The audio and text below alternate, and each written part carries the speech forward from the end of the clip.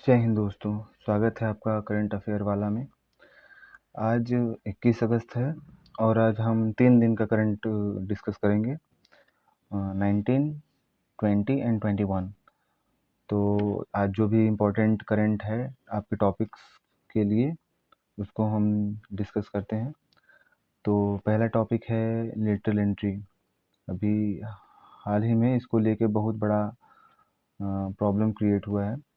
Lateral entry क्या होता है? लेटरल एंट्री ये है कि जैसे बहुत बड़े-बड़े सरकारी विभाग हैं, उनमें बहुत बड़ा पद है, जैसे सेक्रेटरी है, जॉइंट सेक्रेटरी है, असिस्टेंट सेक्रेटरी है, उनके जो पदें हैं, आमतौर पर उससे यूपीएससी द्वारा या अन्य सिविल सर्विस के एग्ज़ाम्स जो होते हैं, उनमें पदोन्नति जब 25 साल, 30 साल का जब सर्विस हो जाती है, तो उसके बाद इन विभागों में उनको अपॉइंट किया जाता है। लेकिन अब क्या होगा? अब सीधे सरकार जिसको बैकडोर कहते हैं, पीछे सीधे सरकार लेटरल एंट्री के द्वारा बिना एग्ज़ाम, बिना यूपीएससी के सिर्फ इंटरव्यू के आधार पर उनको भर्ती करेगी उस पद पे। तो जिसके लिए विपक्ष ने भी बहुत आवाज़ उठाई है और इसके लिए बहुत कड़ा विरोध किया जा रहा है। अभी जो केंद्रीय कार्मिक प्रशिक्षण विभाग डीओपीटी है, इसी के अंडर पूरे सभी के जितने भी यूपीएससी में सेलेक्ट होते हैं कैंडिडेट, उनका उनका प्रशिक्षण और उनका ट्रेनिंग इसी के अंडर होती है, डिपार्टमेंट ऑफ पर्सनल ट्रेनिंग। उसके उनके मंत्री ने यूपीएससी को एक लेटर लिखा है। मंत्री ने यूपीएससी को लेटरल एंट्री हेतु एक जो अधिसूचना जारी हुई है, 45 सीट पे जो अधिसूचना जारी हुई थी, उसको रद्द करने के लिए यूपीएससी को लेटर लिखा था डीओपीटी के मंत्री ने। अब तक लेटरल एंट्री के जरिए 63 नियुक्तियां की जा चुकी हैं। ये पहला नहीं है, 63 नियुक्तियां की जा चुकी है, जिनमें 35 प्राइवेट सेक्टर से हो चुका है। 63 नियुक्ति की जा चुकी है। इसके माध्यम से सरकारी विभागों के मध्य और वरिष्ठ स्तर पर पदों की नियुक्ति के लिए पारंपरिक सरकारी सेवा संवर्ग, वही यूपीएससी और अदर सिविल सर्विसेज एग्जाम और जो बड़े एग्जाम के जरिए और पदोन्नति के जरिए जो बड़े बड़े विभागों में जो बड़ी सीट्स को भरा जाता है, उनके बारे में है। इसे नीति आयोग के 3 वर्षीय एजेंडा प्लान की सिफारिश पर 2018 में इसको पेश किया गया था। करंट गवर्नमेंट जो है उसके द्वारा 2018 में ये पेश किया गया था लेटरल एंट्री, जो बिना एग्जाम के भर्ती के लिए। 2005 में गठित दूसरे प्रशासनिक सुधार आयोग ने लेटरल एंट्री का समर्थन किया था। 2005 में जो सेकेंड कमीशन था, उसने लेटरल एंट्री का समर्थन किया था। अब इससे पक्ष में क्या क्या तर्क दिए गए हैं? पक्ष में यह तर्क है कि यह शासन और नीतियों को लागू करने में विशेषज्ञता लाती है। जैसे प्राइवेट सेक्टर्स के लोग हैं, वो अपने क्षेत्र में काम करने के लिए माहिर हैं, बहुत सारा टाइम स्पेंड किए हैं, अपना ज्ञान, अपना तजुर्बा वहाँ बहुत यूज किए हैं। तो उन्हीं तजुर्बों को यूज करने के लिए शासन में सरकार ने ये कदम उठाई है। इससे केंद्र को अधिक अनुभव वाले लोग मिल जाते हैं। एक डाटा के अनुसार केंद्र सरकार में 1469 अधिकारियों की आवश्यकता है, लेकिन अभी सिर्फ 442 ऐसे आईएएस हैं 442 ऐसे आईएएस हैं जो केंद्र के साथ काम कर रहे हैं। 1470 अधिकारियों की आवश्यकता है, जिसमें सिर्फ 440 ही केंद्र के साथ हैं। नियुक्ति के समय अधिक प्रतिभा, अधिक विकल्प प्राप्त होता है। इस पद्धति का उपयोग आरबीआई में भी किया जा रहा है। रिजर्व बैंक ऑफ इंडिया, उसमें जो सिलेक्शंस हैं, उसमें लेटरल एंट्री का उपयोग किया जा रहा है, वो उसमें प्रभावी भी है। अब और एक और है कि नौकरशाही में सुधार करने की आवश्यकता है, जिससे उनमें निजी क्षेत्रों के अधिकारियों के एक्सपीरियंस का लाभ उठाया जा सके। ये पक्ष में तर्क दिया जा रहा है। प्राइवेट सेक्टर के वरिष्ठ अधिकारियों को बिना परीक्षा अपनी सेवा देने के लिए मौका मिलेगा। जो बहुत ज़्यादा इच्छुक हैं, जो पहले भी ट्राई कर चुके हैं या बहुत इच्छुक हैं कि वो शासन व्यवस्था में या नीति निर्माण में अपना महत्वपूर्ण भूमिका निभाएं, तो उनके वरिष्ठ अधिकारियों को इनमें सेवा करने का अवसर प्राप्त होगा। अब इसके विपक्ष में क्या तर्क दिया जा रहा है कि क्यों लेटरल एंट्री सही नहीं है? लेटरल एंट्री से भारतीय अधिकारी का कार्यकाल छोटा होता है और जवाबदेहिता सुनिश्चित नहीं हो पाती है। ये भारती नहीं है, भर्ती होगा। लेटरल एंट्री से जो भर्ती होती है अधिकारियों की, उनका कार्यकाल छोटा होता है और उनको इतना एक्सपीरियंस भी नहीं होता है फील्ड वर्क में काम करने का। फील्ड में जैसे आईएएस हो गए या आईपीएस हो गए, वो सब वो अधिकारी होते हैं, वो लोगों से मिले होते हैं, वो ग्राउंड लेवल पे काम किए होते हैं, तो उनको अधिक ज़्यादा एक्सपीरियंस होता है। तो इनको उतना एक्सपीरियंस नहीं होगा लोगों के बीच जाके काम करने का, और इनकी जवाबदेहिता भी सुनिश्चित नहीं हो पाती है क्योंकि इनका कार्यकाल भी छोटा होता है। ये सीधे उच्च पदों पर नियुक्त होते हैं, उसके बाद ये रिटायर हो जाते हैं। अब उच्च पद पे कौन ज्वाइंट सेक्रेटरी है, चाहे सेक्रेटरी चाहे असिस्टेंट सेक्रेटरी हो गया, तो 4 साल 5 साल 2 साल यही होगा जो भर्ती होंगे। ऐसे अधिकारियों को फील्ड में कार्य करने का अनुभव की कमी होती है। अब वो जब डायरेक्टली ज्वाइंट सेक्रेटरी या सेक्रेटरी के पद पे नियुक्त होंगे तो होगा कि उनमें कार्य करने, जो फील्ड वर्क में काम करने का अनुभव है, उनमें कमी होगी। आरक्षण के मामले में स्पष्टता दिखाई गई है। सरकार ने जो 45 सीटें निकाली थी, उनमें कोई प्रावधान नहीं है कि कौन किस कैटेगरी से कितना अपॉइंट किया जाएगा। तो ये थोड़ा पारदर्शिता की कमी है इसमें, इसीलिए इसका विरोध किया जा रहा है। और इसमें एक और प्रॉब्लम होगा, नेपोटिज्म और फेवरेटिज्म के बारे में भी कहा गया है कि सरकार अपने फेवरेट होगा उनको सेलेक्ट कर सकती है, या जो भाई भतीजावाद है वो ज़्यादा शासन में आ सकता है, तो इसीलिए इसका विरोध किया जा रहा है। तो बहुत सारे एस्पिरेंट्स भी जो हैं इसका विरोध कर रहे हैं। तो ये है लेटरल एंट्री। लेकिन अभी अ, कल की न्यूज़ में केंद्र ने यूपीएससी मतलब जो 45 सीटों पे जो भर्ती निकाली गई थी उसको रद्द करने की मांग बहुत तेज उठ चुकी है। तो अब आगे देखते हैं इसमें क्या होता है। चलते हैं अपने नेक्स्ट टॉपिक की तरफ। परमाफ्रॉस्ट। परमाफ्रॉस्ट क्या है कि अभी हाल ही में वैज्ञानिकों ने परमाफ्रॉस्ट के पिघलने से जो आर्कटिक रीजन है वहाँ पर जहरीला पारा निकल रहा है। जो ग्लोब है, आर्कटिक अंटार्कटिक, ये जो अधिकतर ये जो परमाफ्रॉस्ट है ये आर्कटिक और अंटार्कटिक रीजन में होते हैं, और ये अब जो बहुत ज़्यादा ऊंचे पर्वतीय क्षेत्र होते हैं जहाँ बहुत ज़्यादा हमेशा ठंडी पड़ती है, वहाँ पे परमाफ्रॉस्ट बनते हैं। यहाँ पिघलने से इसके अंदर जो पारा स्टोर था, वो पारा बह के निकल रहा है। पारा निकल रहा है वहाँ से, काफ़ी मात्रा में पारा निकल रहा है।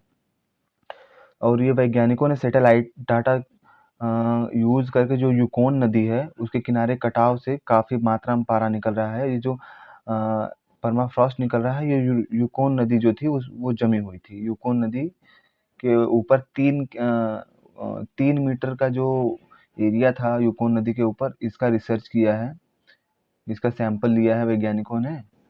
और इस नदी के कटाव से यहाँ लीकेज हुआ परमाफ्रॉस्ट में, और यहाँ से पारा स्रावित हो रहा है। अब देख लेते हैं परमाफ्रॉस्ट क्या होता है। परमाफ्रॉस्ट वह भूभाग है जो कम से कम 2 साल तक 0 डिग्री या उससे कम तापमान पर जमी रहती है। जमीन है, ये इसके नीचे हो गया। दो अ, दो डिग- अ, 0 से -4 -6 डिग्री टेम्परेचर तक 2 साल से या उससे अधिक समय तक जो जमीन जमी रहती है उसमें वो परमाफ्रॉस्ट हो जाती है। इसमें सिर्फ बर्फ ही नहीं होते हैं, इनमें मिट्टी, रेत के चट्टान, बर्फ के टुकड़े सब आपस में जमे होते हैं। परमाफ्रॉस्ट उच्च पर्वतीय क्षेत्रों, उच्च अक्षांश, नॉर्थ पोल हो गया, साउथ पोल हो गया, आर्कटिक अंटार्कटिक में अधिक पाई जाती है क्योंकि वहाँ पे ज़्यादा ठंडी होती है। पोलर रीजन में ज़्यादा पाई जाती हैं। देख लेते हैं परमाफ्रॉस्ट कैसे दिखते हैं। परमाफ्रॉस्ट ये है परमाफ्रॉस्ट। ये है आपका एक्टिव लेयर्स, ये है जो आइस रेजेस, ये है पूरा आपका परमाफ्रॉस्ट।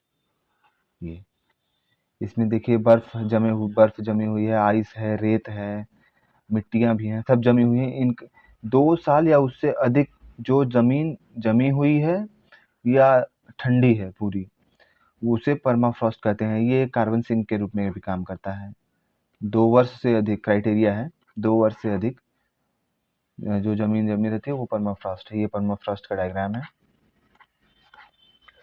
और इसका पिघला कैसे है और पिघलने का प्रभाव क्या है। इसके पिघलने से इसके अंदर ग्रीन हाउस गैसेस जो हैं, CO2 जो हैं, उसका उत्सर्जन हुआ है। जैसे वहाँ पारा निकल रहा है, उसके अंदर GHGs भी हैं, ग्रीन हाउस गैसेस भी हैं, CO2 भी स्टोर हैं। ये जैसे आपको पता है कि ये कार्बन सिंक के रूप में काम करता है, तो डेफिनेटली तो कार्बन स्टोर रहेगा ही वहाँ पे। तो इसके पिघलने से इसमें दबे जो प्राचीन बैक्टीरियाज हैं, वायरस मुक्त हो जाते हैं, जो पशु और मानव के लिए हानिकारक होते हैं। इसके अंदर कई सालों से जो वायरस और बैक्टीरिया जो दबे हुए हैं, जो कार्बन दबे हुए हैं, इनके परमाफ्रॉस्ट के पिघलने से कार्बन एमिशंस भी होगा, और जो बैक्टीरियाज हैं, जो भयानक बैक्टीरियाज हैं, जो मानव और पशुओं के लिए हानिकारक साबित हो सकते हैं, वो वापस आएंगे, बाहर आएंगे, जो जम चुके थे। और पारे के उत्सर्जन से आर्कटिक क्षेत्र में लगभग 5 मिलियन, जो वहाँ आर्कटिक रीजन में जो लगभग 50 लाख लोग रहते हैं, आर्कटिक रीजन में जो 50 लाख लोग हैं, उनको सीधा इफेक्ट पड़ेगा, क्योंकि वो वहाँ रहते हैं। पारा परमाफ्रॉस्ट पिघल रहा है, कार्बन एमिशंस भी होगा, CO2 भी निकलेगा, कार्बन ग्रीन हाउस गैसेस भी निकलेंगी। तो जो वहाँ है लोग, उनको सीधा प्रभाव पड़ेगा, उनके सेहत पे भी असर पड़ेगा। और इनके पिघलने से समुद्र जल में है उसमें वृद्धि होगी, क्योंकि बर्फ होता है, बर्फ पिघलेगा तो जाएगा वो समुद्र में मिलेगा, जिस समुद्र जल में बढ़ोतरी होगी, भूस्खलन का खतरा पैदा होगा। भूस्खलन, भूचरण में भूस्खलन का खतरा पैदा होगा। तो ये था परमाफ्रॉस्ट, ये है परमाफ्रॉस्ट। ये हमारा next topic, voice of global south summit. अभी भारत ने होस्ट किया है 2024 का 3rd ग्लोबल साउथ शिखर समिट, 17 तारीख को हुआ था, 17 अगस्त को। तो जो फर्स्ट है, सेकेंड है, थर्ड है, ये तीनों की मेजबानी जो है भारत ने की थी। फर्स्ट का जनवरी में की थी, जनवरी 23, सेकेंड का नवंबर 23, और थर्ड का अगस्त 24। एग्जाम में जैसे आएगा स्टेटमेंट के बारे में कि ग्लोबल साउथ शिखर समिट की मेजबानी किस देश ने की, तो पहला, दूसरा, तीसरा, तीनों समिट जो था भारत ने ही मेजबानी की थी उसकी, क्योंकि इसको इंट्रोड्यूस भारत ने ही किया था। और इसका थीम जो है, थीम है सतत भविष्य के लिए एक सशक्त ग्लोबल साउथ। ये मेन पर्पज है इसका, ग्लोबल साउथ जो है उसको उसको विकसित करना, उसमें विकासशील देशों का उत्थान करना, और कंबाइंड पार्टनरशिप पे कायम करना, प्रोजेक्ट सहयोग करना, प्रोजेक्ट्स का आपसी आदान प्रदान करना, ये इसका मेन पर्पज है ग्लोबल साउथ समिट का। देखिए यहाँ लिखा है, भारत ने तीसरे वाइस ग्लोबल साउथ शिखर समिट के सम्मेलन की मेजबानी की। इस शिखर सम्मेलन में 123 देश शामिल हुए। इसमें चीन और पाकिस्तान को इनवाइट नहीं किया गया। यह वर्चुअली बैठक थी, वर्चुअल बैठक थी ये। इसमें 130 देशों को शामिल किया गया है, लेकिन चीन पाकिस्तान नहीं शामिल है, ध्यान दीजिएगा। भारत ने जनवरी 23 में फर्स्ट एंड नवंबर 23 में सेकेंड सम्मेलन की मेजबानी कर चुका है। इसका लक्ष्य क्या है? वसुधैव कुटुंबकम के दर्शन से जुड़े दृष्टिकोण को साझा करके ग्लोबल साउथ के देशों को एक साथ लाना। वसुधैव कुटुंबकम जो कहता है कि एक ही सभी सब एक ही जगह के निवासी हैं, सबको एक साथ लाना वसुधैव कुटुंबकम का लक्ष्य है। और उसी के पर्पज से ये ग्लोबल साउथ के देशों को एक साथ लाना है। ग्लोबल साउथ शिखर समिट भारत का लक्ष्य है। इन देशों को एक काल्पनिक ब्रॉड लाइन, जो ब्रॉड लाइन है उसके द्वारा जो ग्लोबल नॉर्थ है उसको ग्लोबल साउथ के देशों से अलग किया जाता है। इसको ब्रॉड लाइन कहते हैं। ये काल्पनिक लाइन है, इसको डिफाइन नहीं किया गया, ये काल्पनिक रेखाएं हैं। ग्लोबल साउथ मुख्यतः विकासशील और अल्प विकसित अविकसित देश हैं। जो ग्लोबल साउथ है, ये है ब्रॉड लाइन। जो काल्पनिक रेखा है, ये है ब्रॉड लाइन। इस ब्रॉड लाइन के साउथ में जो है उसको ग्लोबल साउथ, और ये जो है ये ग्लोबल नॉर्थ, नॉर्थ अमेरिका है, ये यूरोप, एशियन कंट्रीज, ये जो ऊपर है। जरूरी नहीं कि पूरी एशिया जो है वही ग्लोबल साउथ में या गिनी जाए। तो ये है ब्रॉड लाइन। ऑस्ट्रेलिया इसमें नहीं आता है, ध्यान दीजिएगा। ऑस्ट्रेलिया नॉर्थ में है, नॉर्थ नॉर्थ नॉर्थ में है। तो ये है ग्लोबल साउथ का काल्पनिक रेखा। तो चलते हैं आगे अपने टॉपिक के पास।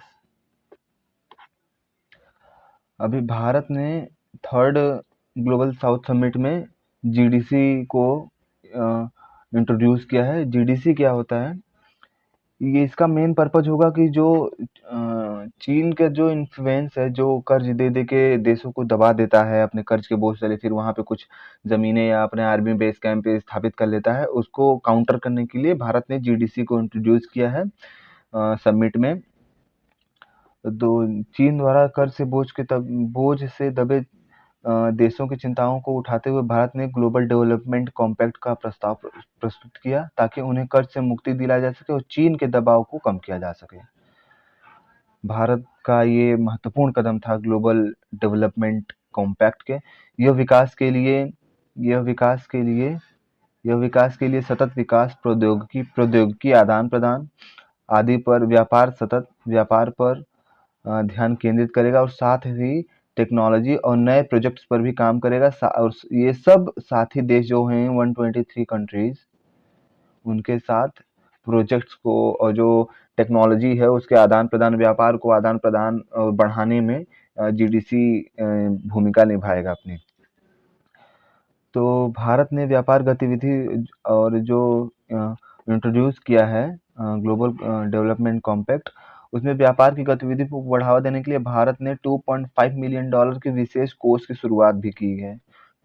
और साथ ही जो क्षमता निर्माण होगा उसके लिए $1 मिलियन की व्यापार नीति प्रशिक्षण कोष भी शुरू करेगा भारत। 2.5 मिलियन के विशेष कोष व्यापार गतिविधि को बढ़ाने के लिए, और उसमें जो क्षमता निर्माण होगा उसमें नीति जो प्रशिक्षण होगा, व्यापार नीति प्रशिक्षण कोष, उसमें $1 मिलियन मतलब लगभग 3.5 million Bharat global development compact के तहत रिलीज करेगा पैसा। उन लोगों की जरूरतों और आकांक्षाओं को आवाज देने का मंच है जहां तक सुनवाई नहीं हो पाती है। ग्लोबल साउथ वैसे बहुत पिछड़ा एरिया है, पिछड़ा माना जाता है, अफ्रीकन कंट्रीज तो ज़्यादा ही। तो उनके लिए ग्लोबल डेवलपमेंट कॉम्पैक्ट बहुत इंपॉर्टेंट चीज़ हो जाती है जिसको इंट्रोड्यूस भारत ने किया है। अब ग्लोबल साउथ के सामने क्या क्या चुनौतियां हैं? ग्लोबल साउथ जो द्वितीय विश्व युद्ध है उसके बाद जो स्थापित विश्व गवर्नेंस है, चाहे यूएन हो, यूएनएससी हो, तो जो वैश्विक वित्तीय सहायता है वो ग्लोबल साउथ को आज तक वास्तविक प्रतिनिधि नहीं मिल पाया है। उनको वैश्विक गवर्नेंस और वैश्विक वित्तीय संस्थाएं आज तक ग्लोबल साउथ को वास्तविक प्रतिनिधित्व नहीं दे पाई हैं। दूसरा है ग्लोबल नॉर्थ और ग्लोबल साउथ के देशों में प्रौद्योगिकी के स्तर में काफ़ी असमानता है। जैसे आप देखे होंगे यूरोपियन कंट्रीज़ को, वो ग्लोबल नॉर्थ से काफ़ी विकसित देश हैं, लेकिन ये सब क्या करते हैं कि अपनी जो प्रौद्योगिकी है, अपनी जो टेक्नोलॉजी है, उसको साउथ के देशों के साथ शेयर नहीं करना चाहते, शेयर करते भी नहीं हैं। बहुत रेयर कंडीशन होता है जहाँ पे वो अपनी टेक्नोलॉजी हो जो शेयर कर दें। अमेरिका हो गई, अमेरिका तो वैसे अमेरिका वर्ल्ड पावर, अमेरिका हो गया, उधर यूरोप है, फ्रांस, जर्मनी, ये सब जो यूरोपियन कंट्रीज हैं, इंग्लैंड है, ब्रिटेन है, यूके है, यूनाइटेड किंगडम, अमेरिका, कनाडा, ये सब डेवलपमेंट, ये नॉर्थ ग्लोबल नॉर्थ विकसित देश हैं। ये उनके और ग्लोबल साउथ जो है उनके टेक्नोलॉजी में और जीवन स्तर में काफ़ी भेदभाव है। और तीसरा है ग्लोबल साउथ के देश अक्सर आतंकवाद और उग्रवाद, अलगाववाद जैसे खतरों का सामना करते हैं। और ग्लोबल साउथ में एक गंभीर समस्या है, ये आज नहीं बहुत पुरानी समस्या है। तो चलते हैं अपने नेक्स्ट टॉपिक की तरफ। माइक्रो एंड नैनो प्लास्टिक्स ये क्या होते हैं? अभी भोजन में micro and nano plastics, FSSCI ने भोजन में माइक्रो प्लास्टिक्स के संदूषण की बढ़ती चिंताओं से निपटने के लिए एक अभिनव प्रोजेक्ट शुरू किया है। अभिनव प्रोजेक्ट किसने शुरू किया है? FSSCI ने। क्यों? क्योंकि जो खाना है, जो भोजन है, उनमें माइक्रोप्लास्टिक्स एंड नैनो प्लास्टिक्स की जो बढ़ोतरी हो रही थी, उस जो प्रदूषण हो रहा था उसके रोकथाम के लिए। प्रोजेक्ट के बारे में देख लेते हैं। प्रोजेक्ट का नाम क्या है? उभरते खाद्य संदूषकों के रूप में माइक्रो और नैनो प्लास्टिक्स, ये नाम है प्रोजेक्ट्स का। जो अभिनव प्रोजेक्ट्स शुरू किया है एफएसएससीआई ने माइक्रो एंड नैनो प्लास्टिक्स को कम करने के लिए, उसके लिए मान्य पद्धतियों की स्थापना और विभिन्न खाद्य मैट्रिक्स में व्याप्ति की समझ, ये प्रोजेक्ट का नाम है। इसका उद्देश्य माइक्रो और नैनो प्लास्टिक के विश्लेषण के लिए प्रोटोकॉल विकसित करना और माइक्रो प्लास्टिक के जोखिम को उपभोक्ताओं से बचाना। जो माइक्रोप्लास्टिक के जोखिम है उसे उपभोक्ताओं को बचाना एफएसएससीआई के प्रोजेक्ट का लक्ष्य है। ये है माइक्रोप्लास्टिक्स, देख लीजिए कितना छोटा छोटा है।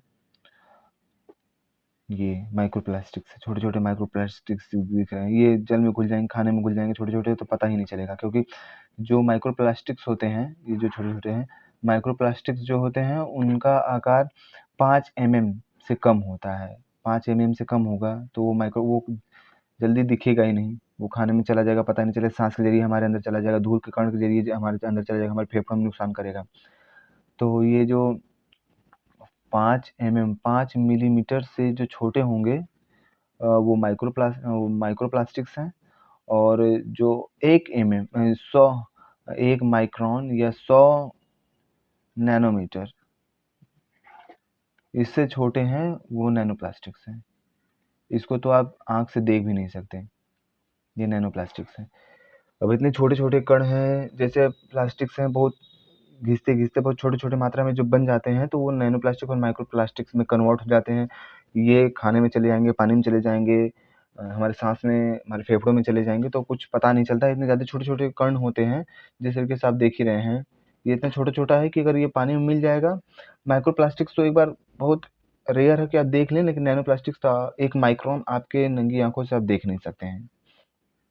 ये इतने छोटे छोटे हैं कि इनसे जो प्रॉब्लम्स होते हैं, वो हमारे फेफड़ों में सांस लेने में परेशानी हो सकती है।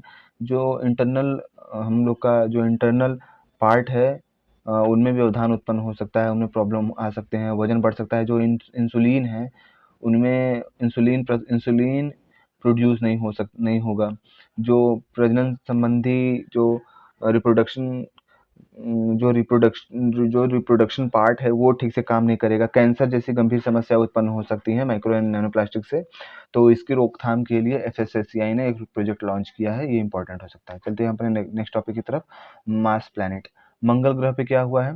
मंगल ग्रह पर अभी जो उसका सरफेस एरिया जो है, क्रस्ट, उसके नीचे 10 से 20 किलोमीटर के अंदर एक महासागर खोजा गया है, जो तरल अवस्था में है। जो है अभी भी तरल है, जमा नहीं है और किसी भाग में नहीं है, वो तरल है अभी।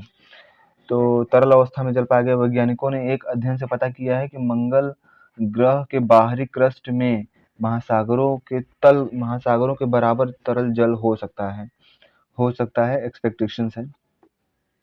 जल की परत मंगल ग्रह की क्रस्ट में 10 से 20 किलोमीटर की गहराई के नीचे स्थित है। इसे नासा के मार्स इनसाइडर लैंडर का डाटा जो है, जो नासा का मार्स जो मिशन था, उसका जो लैंडर था, उसके डाटा का यूज करके एक क्या कहते हैं, एक अंदेशा लगाया गया है कि वहां पर उसके क्रस्ट जो है मंगल के 10 से 20 किलोमीटर के अंदर एक महासागर हो सकता है। इसका महत्व क्या होगा जो खोज की गई है? ये पहली बार है कि जब मंगल ग्रह पर तरल अवस्था में जल की खोज की गई है, पहली बार है।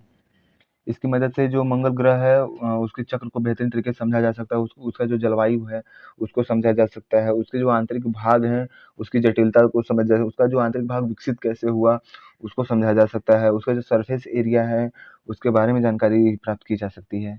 तो ये जो, और एक बात और, ये जो मार्स इनसाइडर लैंडर है, ये मार्स मिशन का है, मार्स मिशन है नासा का, मंगल मिशन, मार्स मिशन नासा का है, ये देख लीजिएगा। चलते हैं अपने नेक्स्ट टॉपिक की तरफ। हमारा नेक्स्ट टॉपिक है जूफर्म कॉग्रेसी। यह टर्म क्या है, जूफर्म कॉग्रेसी? हाल ही में वैज्ञानिकों ने जो ओरंगुटान होते हैं, जो जो बंदर जैसे दिखते हैं या जो लंगूर हैं या जो चिंपैंजी हैं उसके जैसे दिखते हैं ये। तो जो जूफर्म कॉग्रेसी क्या होता है? जूफर्म कॉग्रेसी एक ऐसी प्रक्रिया है जिसके द्वारा जो वन्य जीव होते हैं वो अपना इलाज खुद कर लेते हैं। कुछ ऐसे पर्टिकुलर प्लांट्स को खाकर जो उनके अंदर अगर कुछ प्रॉब्लम है तो पर्टिकुलर प्लांट्स को खाकर वो अपने अंदर जो पर्टिकुलर प्लांट्स को खाकर जो अपने अंदर जो बीमारी है, जो डिजीज़ेज़ हैं उनको ख़त्म करते हैं। जो इस प्रक्रिया को जूफर्म कॉग्रेसी कहते हैं। तो अभी क्या हुआ है कि जो सुमात्रन जो ओरंगुटान है, उसने अभी ये जो पौधा है फाइब्राउरिया टिंक्टोरिया फाइब्रारिया टिंक्टोरिया जो है इस प्लांट को खा के अपने अंदर का जो शरीर के घाव था उसके ऊपर ओरंगुटान के उसको उसका इलाज करने की कोशिश किया और इलाज उसका सक्सेसफुल भी रहा है। स्वतः इलाज जो उसने की है उस प्रक्रिया को जूफर्म कॉग्रेसी कहते हैं। कुछ खाकर अपना इलाज कर लेना खुद, प्लांट्स को खाकर उसको जूफर्म कॉग्रेसी कहते हैं। और किस प्लांट्स को खाया है उसने, उसका नाम है फाइब्रारिया टिंक्टोरिया। तो यही वही ऐसी प्रक्रिया है जिसके द्वारा वन्यजीव रोग उपचार और परजीवी सुरक्षा के लिए औषधि पादपों का उपयोग करते हैं। कोई परजीवी है जो उनको परेशान कर रहा है या उनके लिए प्रॉब्लम क्रिएट कर रहा है या जो कोई रोग है, तो ये प्लांट्स को खाकर उसको ठीक कर लेते हैं। उदाहरण के लिए एग्जांपल्स कई सारे हैं। जैसे कुत्ता कुछ खा लेता है, उसके पेट में जो डाइजेस्ट नहीं हो पाता या उसके पेट में कुछ संक्रमण हो जाते हैं, तो कई बार देखे होंगे कि आप वो घास खाने लगते हैं। घास खाते हैं और जो उसके अंदर जो अंदर अनपच हुआ हो खाना होता है या जो डाइजेस्ट नहीं हुआ होता है या जो संक्रमण करते रहते हैं, वो उल्टी कर देते हैं। तो घास काफ़ी अपने जो कुत्ते होते हैं, वो अपने खाने को पचाने के लिए भी कई बार घास का उपयोग करते हैं। तो इस प्रक्रिया को भी आप जूफर्म कॉग्रेसी कह सकते हैं। कई बार जो गर्भवती हथिनी होती है, जब प्रसव में समस्या होती है, उनको प्रसव जब बहुत स्लो होता है, तो प्रसव को जो प्रोसेस होता है उसको बढ़ाने के लिए, तेज करने के लिए ये जो बोराजेनेसिस फैमिली के जो प्लांट्स होते हैं उनको उनके पत्तियों को खाती है। बोराजेनेसिस गर्भवती हथिनी होती है, वो उस अपने प्रसव को आगे बढ़ाने के लिए उसको और ज़्यादा तेज करने के लिए बोराजेनेसिस परिवार के पौधों को खाती है। अब आप इसको भी जो फर्म कॉग्रेसी कह सकते हैं। तो ये गर्भवती हथिनी करती है। देख लेते हैं कैसा दिखता है फाइब्रेरिया टिंक्टोरिया।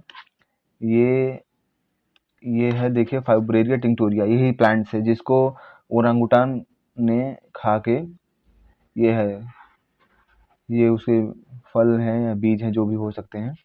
फाइब्रेरिया टिंक्टोरिया ये है ओरंगुटान, सुमात्राई ओरंगुटान। ये क्रिटिकली इंडेंजर्ड है, गंभीर रूप से लुप्तप्राय माना जाता है। सुमात्राई ओरंगुटान ओरंगुटान को 3 प्रजातियों में से एक है, 3 ही प्रजातियां हैं इसकी। इंडोनेशिया के सुमात्राई द्वीप में ही सिर्फ पाए जाते हैं ये सुमात्राई ओरंगुटान। ये गंभीर रूप से लुप्तप्राय है और इसको 1972 जो है वन्यजीव संरक्षण, उसमें अनुसूची 1 में और सिटीज के परिशिष्ट 1 में इसको जगह दी गई है। इसमें जगह देने का मतलब क्या हुआ कि इसका आप व्यापार या शिकार नहीं कर सकते हैं। कड़ा कानून है इसके लिए। तो आज का करंट अफेयर ख़त्म होता है। तो प्लीज़ आप इस सेशन को लाइक करें, सब्सक्राइब करें, हमारे चैनल को सब्सक्राइब करें और इस वीडियो को शेयर करें ताकि हम आगे और भी इंफॉर्मेटिव वीडियो और करंट्स के टॉपिक आपके लिए ला सकें। धन्यवाद।